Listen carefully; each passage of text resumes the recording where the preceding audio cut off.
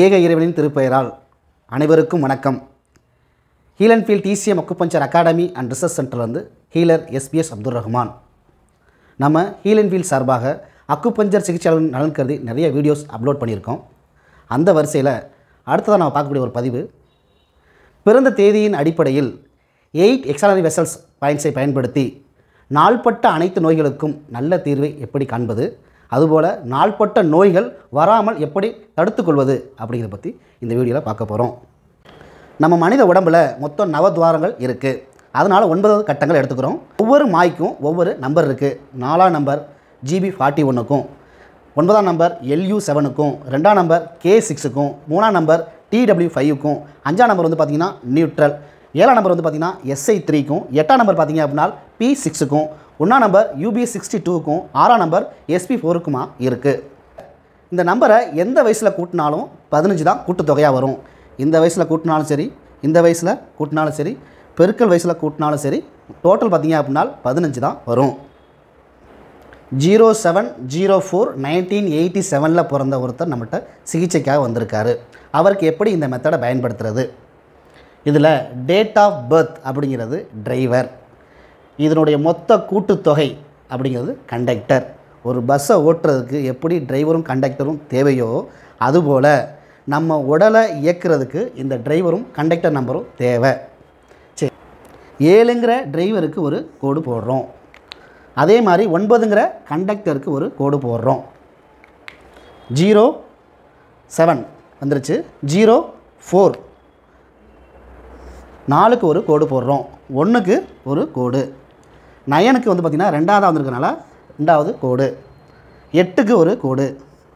7 திரும்ப வருது, 2வது கோடு. இதில் 2 தடவை வந்திருக்கக்கூடிய 9 and 7 வந்து பார்த்திங்க அப்படின்னா ஸ்ட்ராங்கஸ்ட் பொசிஷனில் இருக்குது. 2 தடவை கோடு போட்டிருக்க 9ம் 7ம் ஸ்ட்ராங். மற்றதெல்லாம் வந்து பார்த்திங்க அப்படின்னா கோடு போடாத மற்ற மாயெலாம் வந்து பார்த்திங்கன்னா வீக்காக இருக்குதா கன்சிடர் பண்ணிக்கணும். K6 இதில் கோடு போடல. இதை நம்ம என்ன பண்ணணும், டிஃபிஷியன்சியாக இருக்கதா எடுத்துக்கிட்டு இதை வந்து டானிஃபிகேஷன் பண்ணணும். இதனுடைய பேர் LU7 ஆல்ரெடி இங்கே ஸ்ட்ராங்காக இருக்கிறதுனால அந்த LU7 செடேட் பண்ணணும். அடுத்ததாக SP4 இதில் வந்து கோடு போடாமல் இருக்குது. இதை வந்து வீக்காக எடுத்துக்கணும். SP4 டானிஃபிகேஷன் பண்ணணும். அட் த சேம் டைம் SP4ஓட பேர் P6 ஆல்ரெடி இதை கோடு இருக்கிறதுனால இதை வந்து ஸ்ட்ராங்காக எடுத்துகிட்டு P6 செடேட் பண்ணணும். அடுத்ததாக TW5 கோடு எதுவும் இல்லாததுனால இதை வீக்காக எடுத்துகிட்டு டானிஃபிகேஷன் பண்ணணும். இதனுடைய பேர் GB41 ஆல்ரெடி கோடு இருக்குது. நம்ம அதை என்ன பண்ணணும் அப்படின்னா செடேட் பண்ணணும்.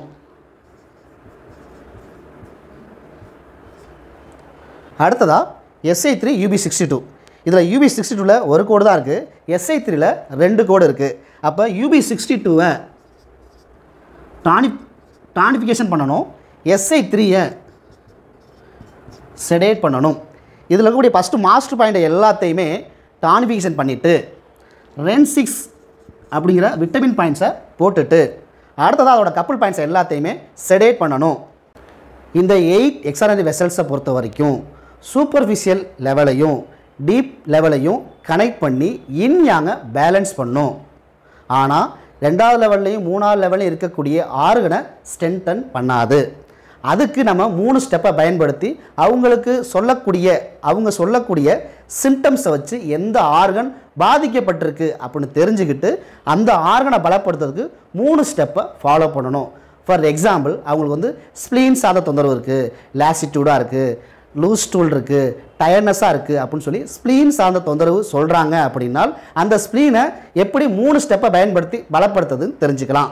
ஃபஸ்ட்டு ஸ்டெப்பு 1ல் ஸ்ப்ளீனோட front move point LIV13, back shu பாயிண்ட்டான UB20, இதை ரெண்டையுமே வந்து பார்த்திங்க அப்படின்னா பெர்பெண்டிகுலராக இன்செர்ட் பண்ணணும். அடுத்ததாக ஸ்டெப் 2ல் அதனுடைய லியோ கனெக்டிங் SP4 செடேட் பண்ணிவிட்டு அதனுடைய பேரோட இவான்சோஸ் ST42 டானிஃபிகேஷன் பண்ணணும். ஸ்டெப் 3ல் எந்த டைமுக்கு அவங்க வந்திருக்காங்களோ அந்த டைமோட organ clock time for example 1 to 3 ஆஃப்டர்நூனில் வந்திருக்காங்க அப்படின்னா எஸ்ஐயோட ஹராரி பாயிண்ட்டை செடேட் பண்ணணும். அதுக்கு அப்படியே ஆப்போசிட் 1 to 3 லிவரோட ஹராரியை டானிஃபிகேஷன் பண்ணணும். இப்படி எந்த ஆர்கன் பாதிக்கப்பட்டிருக்கோ அதுக்கான 3 ஸ்டெப்பை பயன்படுத்தி பாதிக்கப்பட்ட ஆர்கனை ஸ்ட்ரென்தன் செய்கிறது மூலமாகவும் 4 லெவலில் இருக்கக்கூடிய இன்யாங்க சமநிலை செய்வது மூலமாகவும் நாள்பட்ட அனைத்து நோய்களுக்கு நல்ல தீர்வை தர முடியும். அட் த சேம் டைம் கிரானிக்கான நோய் டெவலப்மெண்ட் ஆகாமல் பார்த்துக்க முடியும். இந்த மெத்தடை பொறுத்த வரைக்கும் தொடர்ந்து 3 நாட்கள்லேருந்து 5 நாட்கள் தொடர்ந்து பயன்படுத்தணும். அந்த 5 நாட்களுக்குமே நரிஷ்மெண்ட் நியூட்ரியன்ஸ் ஃபுட்டை கம்பல்சரி எடுத்துக்கணும். இந்த மெத்தட் ப்ளஸ் நரிஷ்மெண்ட் ஃபுட்டை கம்பல்சரி எடுக்கிறது மூலமாக நல்ல ரிசல்ட் கண்டிப்பாக கிடைக்கும். நல்ல தகவல்களை தெரிந்து கொள்ளவும் ப்ராப்பராக அக்குபஞ்சர் படித்து ப்ராக்டிஸ் செய்ய விருப்பம் உள்ளவங்க கீழ்கண்ட நம்பருக்கு தொடர்பு கொண்டு பயன்பெறலாம்.